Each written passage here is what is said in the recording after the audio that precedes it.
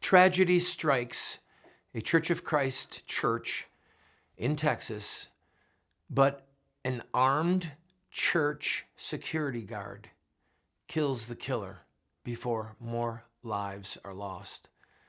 And even as we record this, there are hundreds of pro-Iranian protesters inside of the compound of the United States in Iraq, and our soldiers are pinned down. We have a lot to talk about on tonight's program. I'm Randall Terry. This is Voice of Resistance.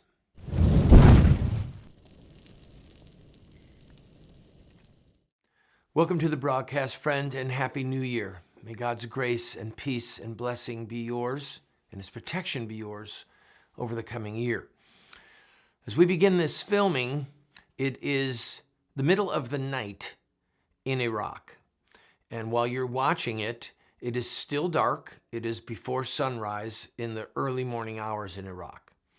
As of this taping, the United States compound, which is United States soil, has been breached by a mob of pro-Iranian protesters in Baghdad. The backstory is that over the weekend, the United States struck at a Hezbollah base. Hezbollah is an Iranian-backed terrorist organization committed to the death of Israel and to violence against the United States. Hezbollah has been involved in scores of killings, slaughters, attacks over the past few decades. Hezbollah launched a rocket into an Iraqi compound that killed an American construction worker a couple of weeks ago. In retaliation, the United States destroyed an area of Hezbollah's hideout, if you will, and killed 25 Hezbollah terrorists. After those funerals in Iraq, pro-Hezbollah, pro-Iranian protesters came to the American embassy and breached the wall and got inside. The United States is saying at this point that the only personnel left on the ground are U.S. Marines. The ambassador was gone, and the United States is saying that all U.S. personnel were removed from the embassy before the breach of the wall. Let me point out to you that the United States would be obligated to say that. If we know that there are a few civilians that are still there and for whatever reason have not gotten away, they might be hunkered down in a basement, they could be in with the Marines, they could be trapped in one of the buildings that are on the compound. The United States is not going to telegraph that those people are still there. You can think back to when the Iranian embassy was captured back in 1979. The U.S. embassy in Iran, rather, was captured. We knew about the hostages that were taken, but there were also 6 other Americans that were on the ground there that were hiding in the Canadian embassy. We knew that they were there. We knew that they were in the U.S. compound and that they finally were able to sneak out. And obviously, our government never said anything about it. You can see a movie about that, by the way, called Argo, if you want to watch it. It's very, very good. So right now, even as we speak, U.S. Marines are pinned down. Now, I want to speak freely about this from several different angles. Number one, President Trump is not going to allow another Iranian hostage crisis like President Carter endured. Number two, he is not going to allow another Benghazi like happened under Obama and Hillary's watch, where the embassy in Libya was taken and where our ambassador was killed and other U.S. personnel were killed. That he's not going to let that happen. There will be return fire. Now, I know that there are people out there who are watching who've been seeing this news saying, just go in and warn them, and if they won't leave, start shooting. Let's go over this from several different angles. Number one, there are many pro-Iranian Shiites that are in Iraq. So Iraq has had a difficult time stabilizing itself internally because of the centuries-old fight between Shiite Muslims and Sunni Muslims. So they're walking on thin ice, the Iraqi government. The first question I have had as I've been watching this is, were the Iraqis? The Iraqi government has an obligation to get these protesters away from our embassy. And as of this taping, as I've been watching the cable news networks, the Iraqi government has not done anything. Now, perhaps in the middle of the night, they're going to come, warn the protesters, telling them, you've got to leave. Then it would be on the Iraqis. Now, the problem is the Iraqi government doesn't want to be involved in any type of a bloodbath against civilians who are protesting America. This would put them internally in a very precarious and maybe even dangerous position. What if America were to send in helicopter gunships and just fire a few warning shots? Say, look, get off of our property. Because remember, this is U.S. property. Well, here's problem number one. You can bet your bottom dollar that there are people in that crowd, Hezbollah activists, Hezbollah terrorists, who have shoulder-launched surface-to-air missiles, or RPGs, if nothing else, that could take out a helicopter that was flying at a low altitude. If the U.S. flew in helicopters to evacuate the troops, and then one of those helicopters was shot down, then all hell breaks loose. Then you have Marines, a helicopter gunship, or multiple helicopter gunships firing into crowds that are on the ground. Then the toll, the loss of life, could be in the scores, it could be in the hundreds of wounded or dead. So the question is, what is the appropriate use of force to preserve the lives of our Marines are there and not have a large loss of life of Iraqis and pro-Iranian Iraqis on the ground, or maybe even some Iranian citizens on the ground, which would include women and children? You have to understand the Islamic terrorist mindset. They will put their children in harm's way deliberately, because their theology teaches them that if their kids are killed as martyrs by the enemies of Allah, that would be us, that those children are going to heaven. Moreover, the images of dead women and children killed by American soldiers would be invaluable to them to whip up anti-U.S. sentiment in the Shiite Muslim world and also probably in the Sunni Muslim world. So at first blush, it might seem like, well, hey, just go in and do what you got to do. But this will have ramifications for weeks and months and perhaps years to come, how we play this out. And President Trump is threatening the government of Iran, saying that Tehran will pay. So even as we speak, there are negotiations going on with Iraq. There are warnings being sent to Tehran. Iraqi officials are talking with Iranian officials. Wouldn't be surprised if a few Jewish people that are involved in negotiating with these countries are talking on the phone, maybe some Saudi Arabians, saying, look, none of us need this. The problem is that the people in Hezbollah and in devout Islamic terrorist cells, they believe that killing Americans is a sacred duty before Allah. And they believe that if they die in that process, that they will go to heaven.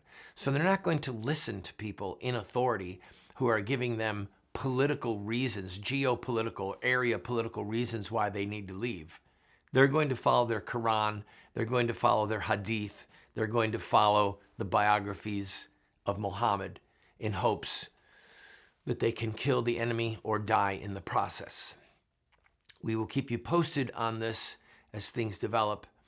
And now we're going to take a break and then go to the horrific moment in the church in Texas. Don't go away.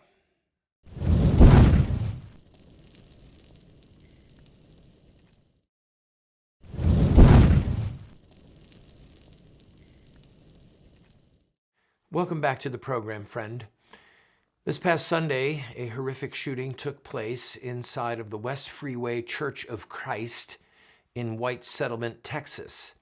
By the way, the town got its name because in the 1840s, it was literally the only area where white people lived. It was a white settlement, and it became a nickname, and then the name stuck. 3 people dead, one of them the murderer, 2 of them members of the church. It is inevitable when things like this happen in America that the policies of gun ownership are going to be debated from both sides. And before we begin to discuss that, I want to talk about the victims because their lives mattered. Both of these men were devout Christians. Go ahead and put up their pictures if you will. This is a picture of Tony Wallace. He was 64 years old. He was a grandfather, a dad, obviously. He had 4 grandchildren. He was a deacon at the church. He was a lifelong church member. He was a nurse. And he always talked about being ready to go to heaven, to be ready, to love God, to serve God. When he was shot, his daughter went over there. She was at the church, and she was talking to him. He said, I just need oxygen. I just need oxygen. She was holding him, saying, Daddy, you're going to be okay. You're going to make it. Unfortunately, he did not make it. And his life, his person is going to be terribly missed by his family, and his life leaves a testimony of love and service to Christ. The other victim, Richard White, he was 64 years old. He was a member of the church's security team. He was a sales manager of a company in Fort Worth, Texas. Father of 3 children. He had 7 grandchildren. He was born in West Texas. One of the statements that the family put out said that he was a lover of adventure and of all things outdoors. A young man named Andrew Farmer, a college student, made this post. He said that Mr. White was one of his own grandfather's best friends. He said, and I quote, "Thank you for showing us how to be a follower of Christ, and thank you for all of your sacrifices. You're in a better place now."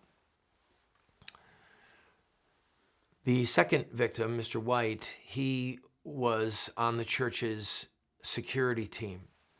Now, the murderer, his name was Keith Thomas Kinnunen. He's 43 years old. This is a man who was married multiple times, had multiple arrests for violent assaults. He had been to the church many times, and they knew him. They had given him food. The pastor had tried to counsel him. On that particular day, he came to the church wearing a wig, a beard, obviously fake hair, to hide himself. He had what looked in the video like he was wearing a hood of some sort. The staff of the church identified him. They knew that something was wrong with this guy. The press has yet to disclose, or no one has said publicly if they thought that this was in fact Keith Kinnunen, but they knew that something was not right with this guy. He was killed by the head of the church's security team. His name is Jack Wilson. He was a former reserve deputy for the Hood County Sheriff's Office. He was a firearms instructor. He actually had his own shooting range, and he was the man in charge of training people in the church on how to defend members of the church in case of an attack like this. Christian churches have been under attack literally for centuries around the world. But if you consider just the last 50 years, the number of attacks in Christian churches all over the world, South Africa, Pakistan, Iraq, America, again and again, our Christian brothers and sisters have been targeted in church services of every denomination for hundreds of years, and with firearms in recent decades. So we need to understand that this threat is real. My wife went to our pastor and said, look, you have to tell me that there are armed security guards at every service in this church. And the answer was yes. They put together a team of people to deal with this exact type of thing. And as horrible as what we're about to see is, thank God that these people were there and that they were trained. There could have been 10, 20, 30 people killed before any first responders could get there. And the lieutenant governor of Texas has been on television talking about this, that first responders are heroes, but the people have to be able to protect themselves. But this is exactly what happened. You can see up in the top left corner of the church, a man is rising now. He's covered, he's got a hood. He's going over to talk to Deacon Tony, who had just served communion. He asks him a question of some kind. He points, maybe he's talking about an exit or a bathroom or whatever. Then he pulls out the gun. You see the man stand up to the left. He was one of the trained security people. And then you see in the far left, Mr. Wilson shoot the shooter. It was all over in a matter of 6 or 8 seconds. And then you can see other members of the security team of the church coming around. Their guns are drawn. And then they remove the gun from the shooter's hand. The man who was the killer had an illegally purchased, illegally owned gun. It was illegal. Now, in spite of this, Beto O'Rourke said, what this horrible shooting shows is that we need tougher gun laws in Texas. The guy had the gun illegally. He had already broken the law. You can't get guns out of criminals' hands. They're going to find guns if they want them. So the issue is, do we have the ability to protect ourselves? And then listen to this clip from Joe Biden. Texas passed a law after the Sutherland shooting 2 years ago, in which 26 people were killed. They passed a law saying that people could go into church carrying firearms. Joe Biden was asked what he thought about that law. Here's what he said. It is irrational, with all due respect to the governor of Texas, irrational what they're doing. We're talking about loosening access to have guns, be able to take them into places of worship, store them in school. I mean, it's just absolutely irrational. Friend, Joe Biden is wrong. And what he said is wrong. It's immoral. To take away the ability of people to defend themselves is not crazy, it's not irresponsible, it's just, it's holy, it's good. And thank God that people of Texas passed the law that would allow them to defend themselves inside of a church. All I can say is that I hope all of our churches have people in them to protect the parishioners, the congregation, should something like this happen in their church. I'll be right back. I want to talk to you about what the scripture has to say about this.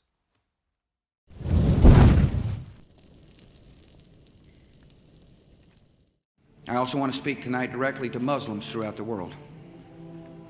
We respect your faith. Its teachings are good and peaceful. And those who commit evil in the name of Allah blaspheme the name of Allah. We have reaffirmed again and again that the United States is not and never will be at war with Islam. Islam teaches peace. Islam is a religion of peace. They are not Muslims, they are monsters.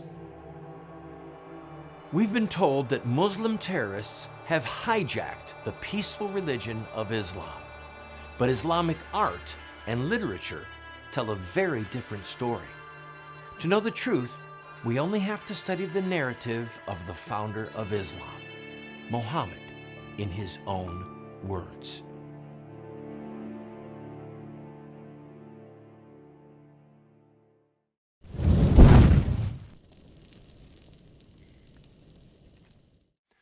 The scriptures have a lot to say about self-defense. I'm going to focus on a couple of them right now. But one thing that I need to point out is a biblical term called hypocrisy. Every single one of these people, from Elizabeth Warren and Bernie Sanders to Beto O'Rourke and Joe Biden, all of them have armed security around them almost all the time, if not all the time. People who have deadly firearms that they are prepared to use to protect their charge. Why are their lives more important than our lives? It's hypocrisy. It is a stench in the nostrils of man and God. When Lot was taken captive, you see the record of it in the book of Genesis, Abraham had 318 armed men who went and rescued him. If those men had not been armed, they would not have been able to rescue Lot. And remember that our Savior's lineage comes through Lot. Let the full weight of that sink in on you.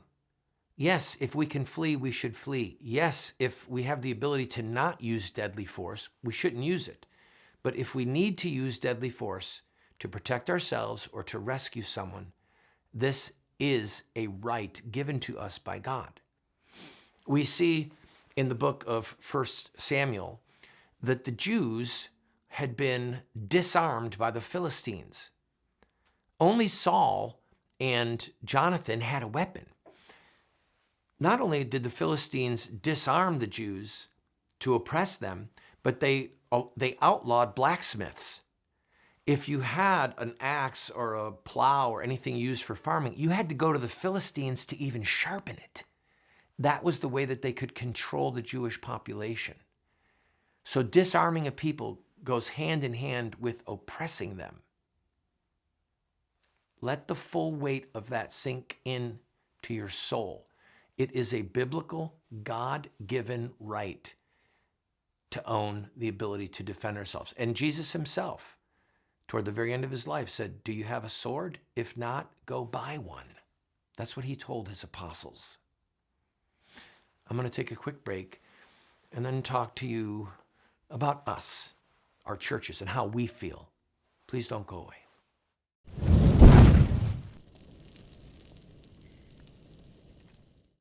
What Would Mohammed Do? Islamic Terrorism Explained is the best movie series documentary ever produced on the life of Muhammad and Islam. How do I know? Because it's what critics are saying. John Moore, radio host and author, said, "I learned more from What Would Mohammed Do about Islam and Islamic terrorism than I've learned from everything I ever read and watched in my entire life." Best-selling author Dr. Bill Warner said, "What Would Mohammed Do is the best movie series, TV production on the life of Muhammad and Islamic terrorism that has ever been produced." Friends, this is what the experts are saying. No one has ever done what we've done. I encourage you to get 1, 2, 4 copies. Call 304-289-3700. That's 304-289-3700, or order it at the address or the website that you see on the screen.